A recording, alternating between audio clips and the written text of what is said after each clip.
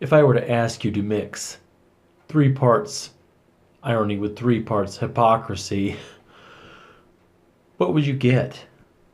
Give up yet? Sounds to me like a mixture for a good story.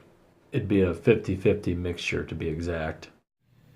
So we've all had people in our lives that just upon looking at them, not even meeting them,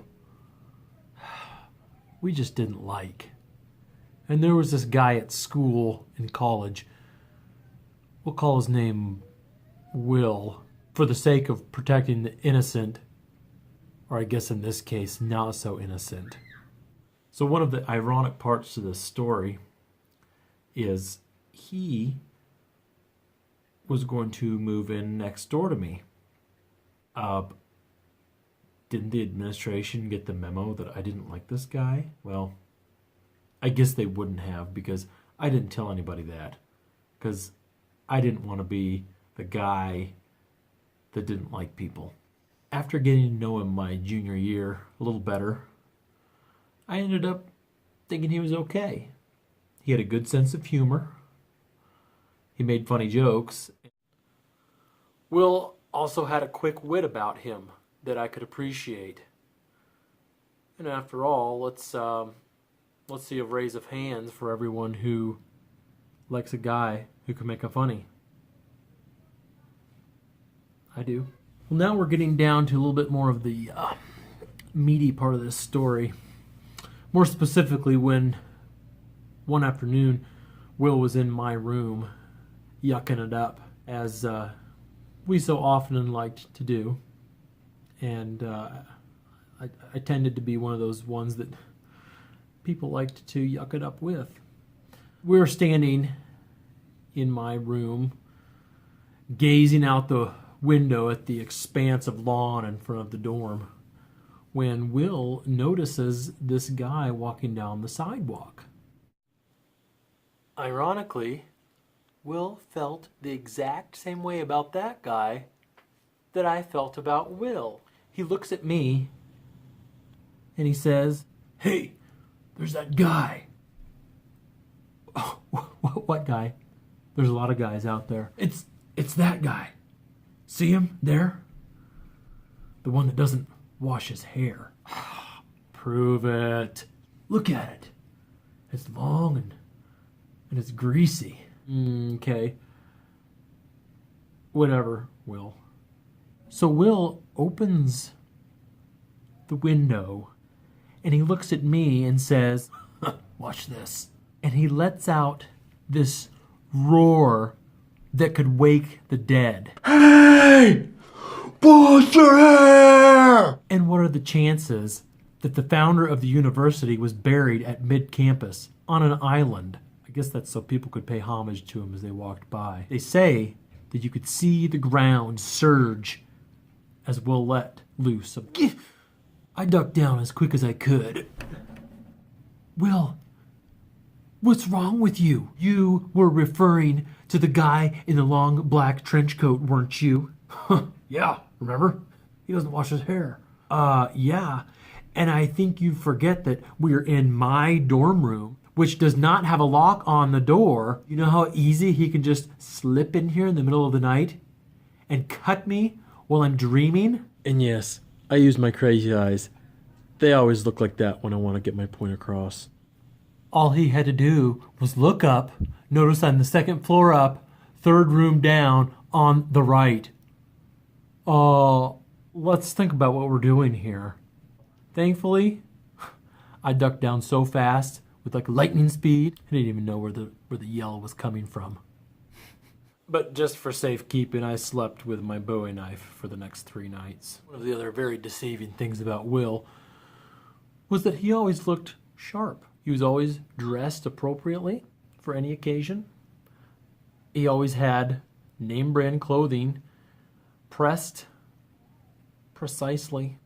But there was just something about his dorm life that was just a little disturbing. One of the things that I always found so humorous about Will and the relationship that he had with a roommate is that he would always come to me and voice his concerns about the roommate's socks that he wore. Dude, my roommate wears one pair of socks to bed for 2 weeks. He uses the restroom before bed at night and during the night with that pair of socks on. And he stands beneath the urinal. Have you seen beneath the urinal? And he wears those socks to bed. We are now getting to the twist where it's humorous to me. The way Will was pointing out that his roommate was wearing yucky socks to the dorm room bathroom. But when we would sit around conversing on a Sunday evening to a Papa John's pizza, he used to fish in his belly button for the day's catch. His belly hair acted as a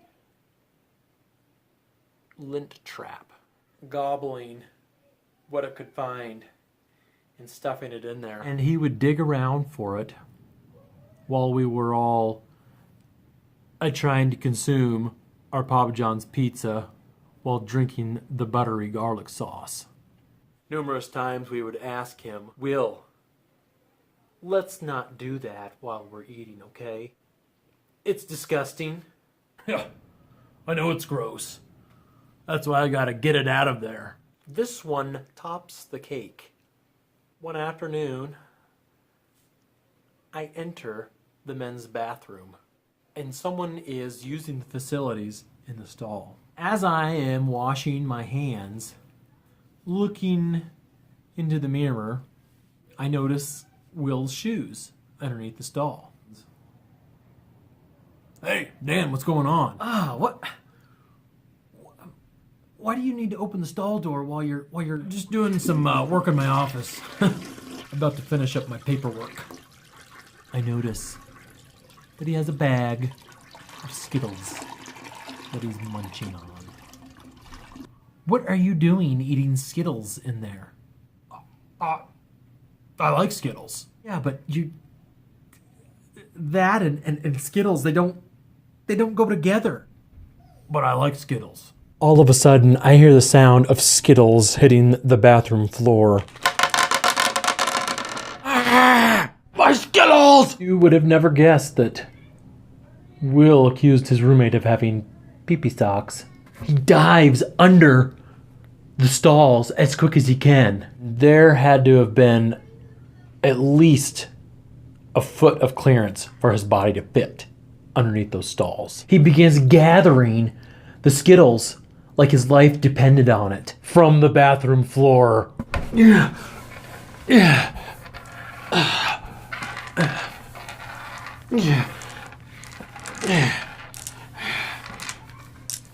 then opens the stall door with a handful of Skittles. There were 50 guys on that wing of the dorm sharing those 3 stalls. Do you know what grows between the tile? My fear was that he was not picking those Skittles up as a favor to the custodial crew. Will, what are you doing with the Skittles? I'm gonna eat them. Let's just put the Skittles down, Will. Well, no. You have your whole life ahead of you. Just think about what you're doing. No. But I like Skittles. What's wrong with you? There was red Skittles in there. The red ones are my favorites. So from that point on, Will's opinions on what he thought about other people and their hygiene carried no weight with me.